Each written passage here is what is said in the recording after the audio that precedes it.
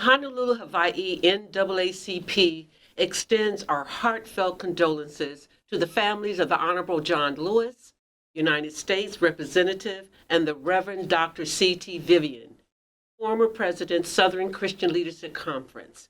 We join a mournful nation on the passing of these iconic civil rights leaders.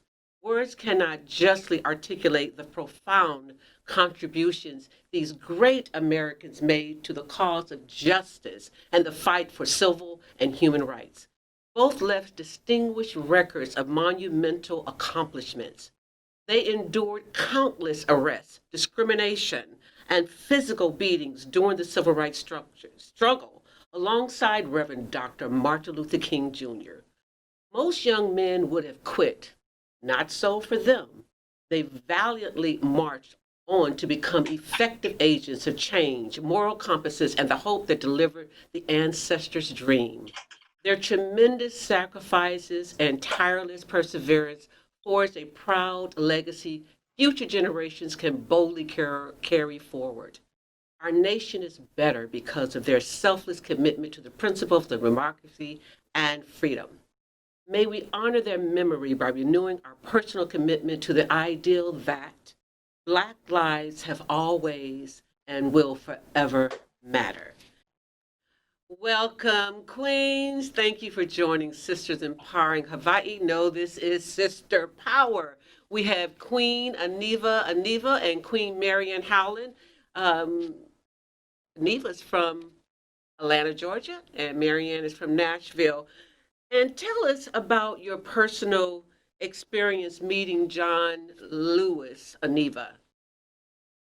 Well, as you know, I have been working with Congresswoman Diane Watson for many, many years. I was her advanced protocol officer, and she introduced me to John Lewis in the early 90s. And it's just been a relationship over the years. John is a humble yet powerful spirit at the same time. I remember when the Congresswoman introduced me to him, and she said, uh, John, I want you to meet our queen, Ahneva. He said, the queen? And she said, yes, this is Queen Ahneva. And he just gently bowed and said, Your Highness. And it was just so natural for him. He didn't question, who are you the queen of? When did you become queen? He just was in the moment and just kind of bowed very graciously.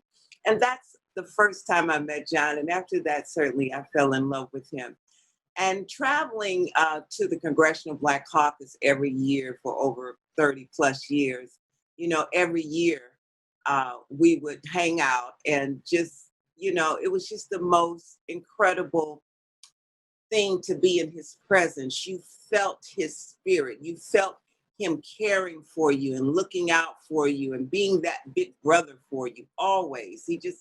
And he never tried to be the big guy in the room. He was just always kick back, real mellow, real smooth. And I just love that about him. And recently, even up to last year, we were at the Congressional Black Caucus.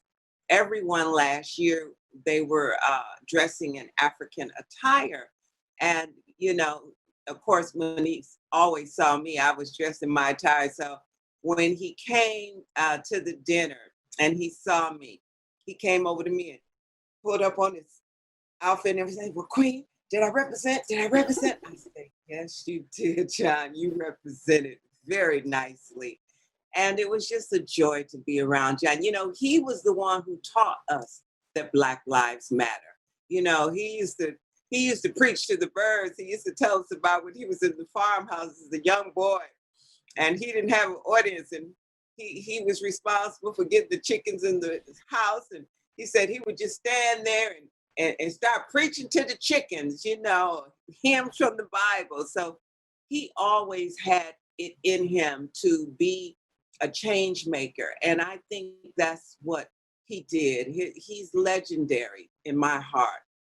This legacy of a lifetime that he lived, no one can match it. John is in a class all by himself. He has so many firsts. And when he joined the Big Six and Martin Luther King and, you know, the whole revolutionary stance that he took, they had to calm John down because, you know, John was a little revolutionary. You know, he said he ran to a fight, not from a fight. So I love that spirit about it.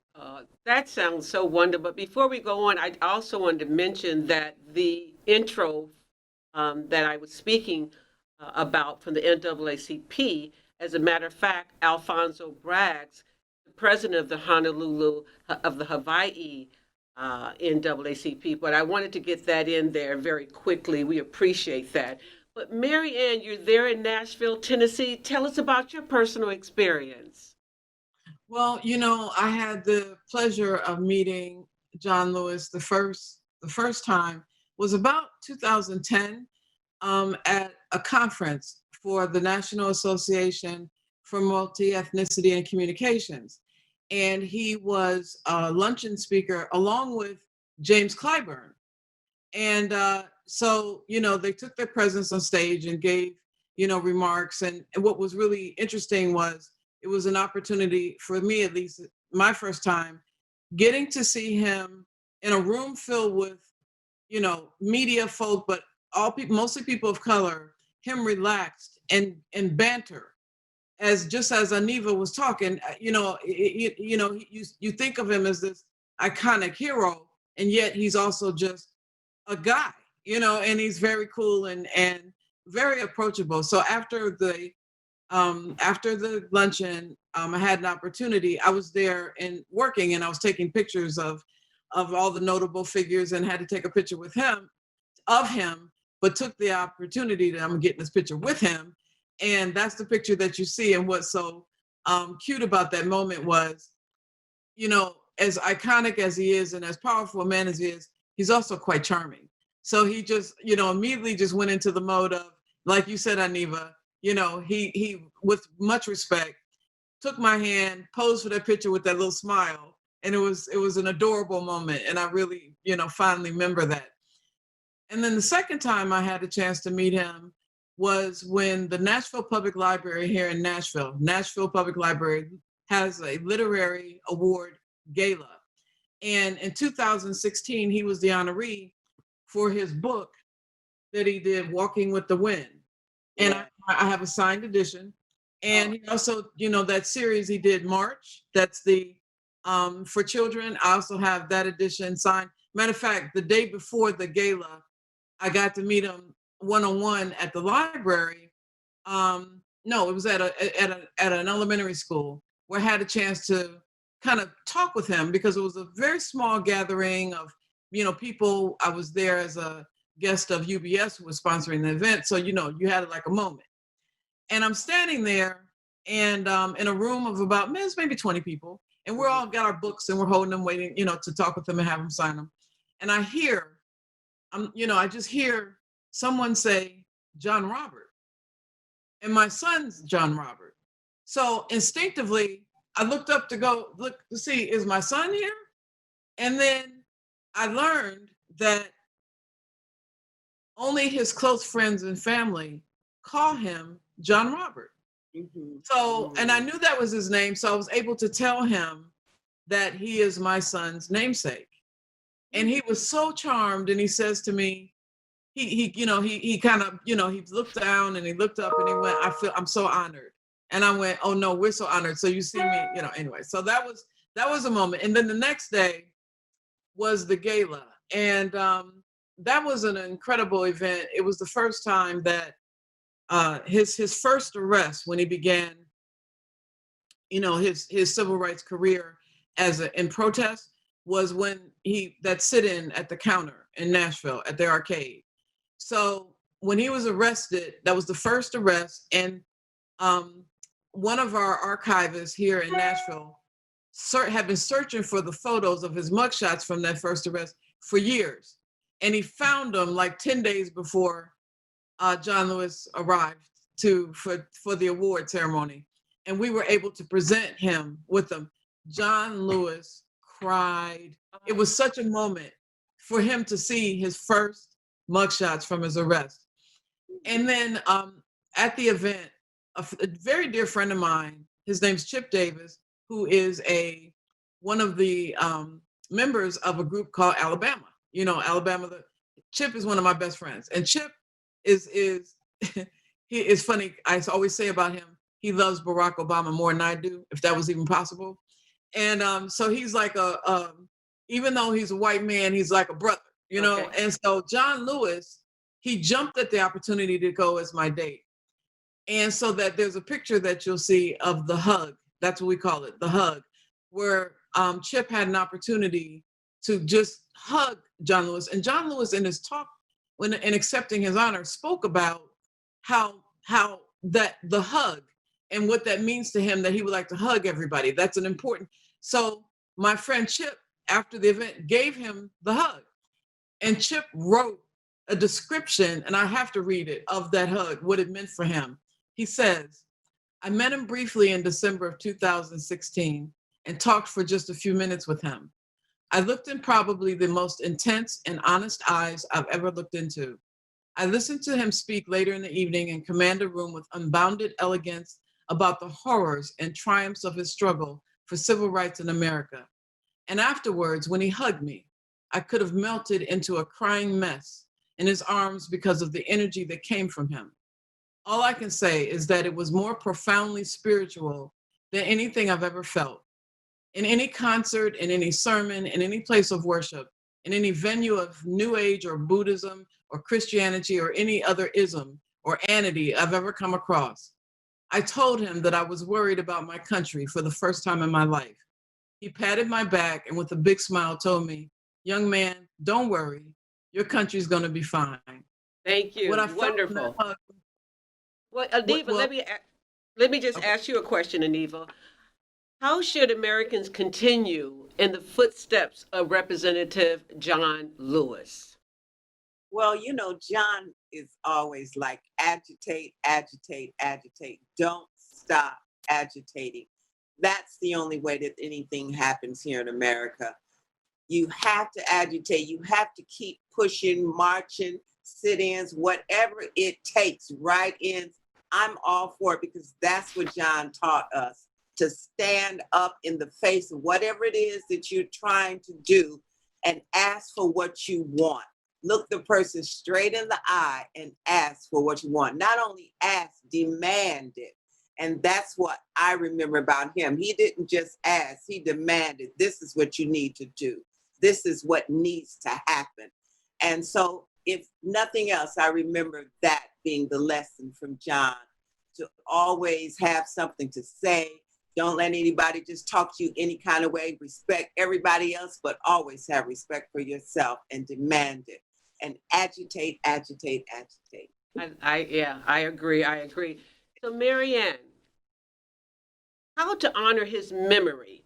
You know, we have so many brilliant leaders coming up now, and I know they're speaking about renaming the Pettus Bridge, but let's talk to the young people out there, and let's continue John Lewis' fight and Dr. C.T. Vivian's civil rights movement, how to honor their memory.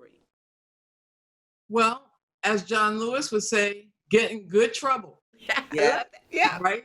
That's his thing. You know, that was his favorite phrase. He said, and of course, you know, so in this year, you know, this is probably, and I've heard him say it, the most important election probably in the history of America, because we're about to determine the course of who we're going to be. So for young people to vote.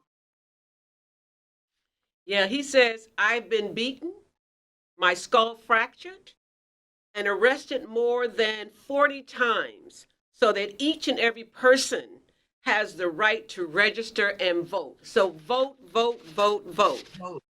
Get in good trouble, necessary trouble, using that moment to vote. So I'm going to ask both of you ladies this question. In this insane moment, in the midst of protests, pandemic, and the faltering economy, what, if anything, is giving you hope? Ahneva? The youth, these young people are giving me hope. They are making me feel so, these these youth are making me feel like I can go somewhere and sit down and cross my legs because they got this. They are in it to win it. They have this saying, I am not my ancestors, which means I am not taking what my mama, my daddy, and all them took. That's not going to happen. Things are about to change. I see a change happening now because these youth, they have gotten a hold of what it means to agitate and what it means to protest and how to do it peacefully, and they are going to get it done. So if nothing else, that's what I'm getting from all of this. That's what gives me hope, knowing that our daughters and our sons heard what we were saying. Listen to John, listen to Martin, and they got it now. And that is so satisfying for me. What gives you hope, MaryAnne? Well, I agree 1000%. You know, when I look at the new Congress, you know, when we've got some really fierce young women, you know, Ayanna Pressley, Val Demings, Alexandria Ocasio-Cortez, you know, we've got, you know, Katie Porter even. I mean, we've just got such incredible, bright, fierce, fearless women in Congress. I'm so proud of them.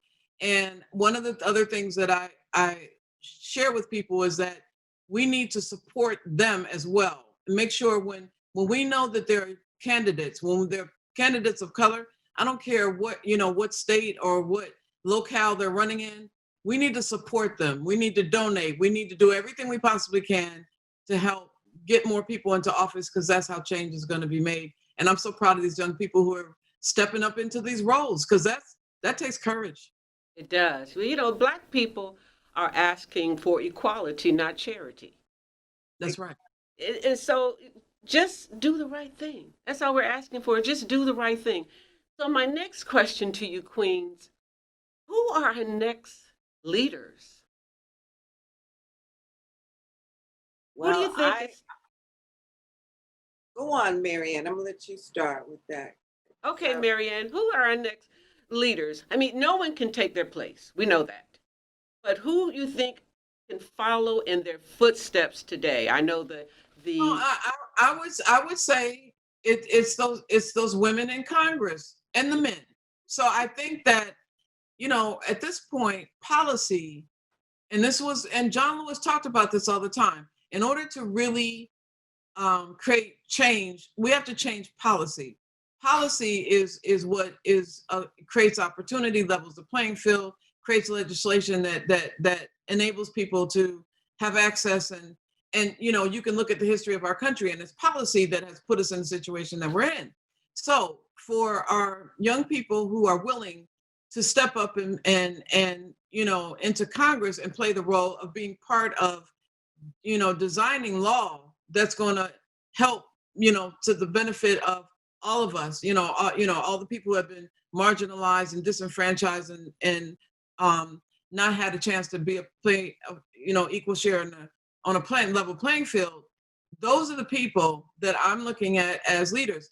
In the work that I do, those are the people that I spend the most energy around, in conversation, going to Capitol Hill, you know, finding you know, business people in the community who have stories to tell, who can support their work, and, you know, trying to, you know, develop collaboratives and partnerships that support the work that they're doing.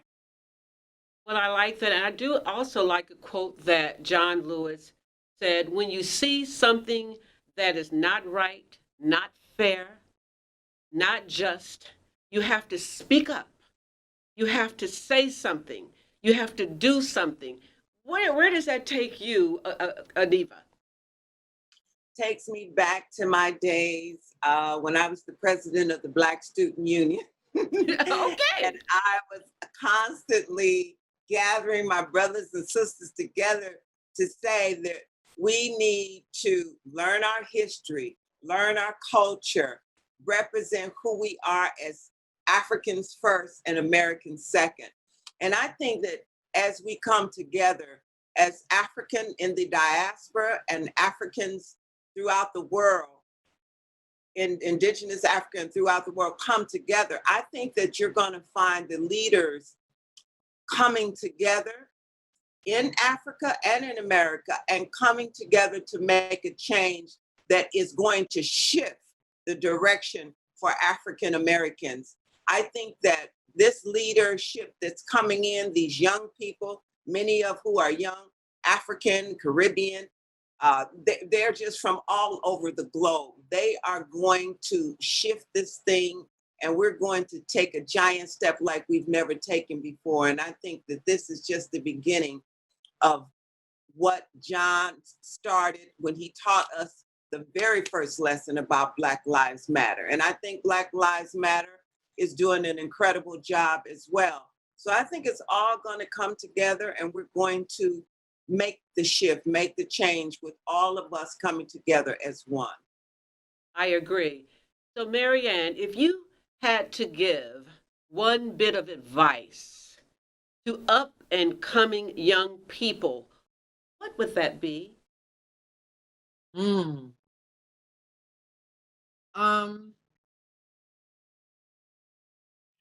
Learn your history. You know, I think that we should not assume that all of us know our history. We think we do, and we hear stories, you know, that we may have learned from, you know, grandma or some friends, and you know, but when I came up, and I know that this is true, my son is 26 years old, and so he's young, and I know he really wasn't taught Black history at school the way that he should have been. You know, it was always some sidebar class, and then there's Black History Month.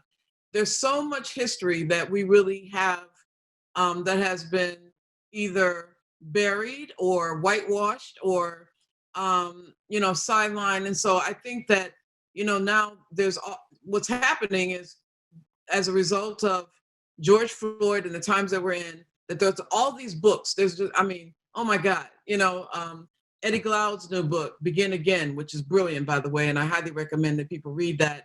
And then there's Ibram Kendi's book, How to Be an Anti-Racist. But there's you know, Michelle Alexander's book on the new Jim Crow. There's so much information about who we are that we need to learn. And I think that's so important, because once we get a better understanding of the depth of our contribution to this country and really embrace that and know that we are the kings and queens that we really are, when we start to really take that in and consume that and understand our power, that is going to be a part of our healing that we need, and able to come into ourselves and feel that, and to love ourselves, and then to, you know, center ourselves around our community and find Wakanda, if you will. You know, as I tell you, ever since I saw that movie, boy, you know, everybody, I'm Wakanda every day. I wake up to the altar of Wakanda. But I think that, you know, knowing our history is, I think, is a journey for all of us. And in a minute, but white people are going to know it better than we do, because they're all, you know, hungry for, you know, learning what they realize that they've missed. And so that would be my recommendation. Well, the U.S. loses not one, two icons of the civil rights movement in one day: John Lewis and C.T. Vivian. John Lewis was a pillar of inspiration and a beacon of hope. He was a conscience of Congress and an American hero. In closing, MaryAnne and Ahneva, give us your closing thoughts about these two men.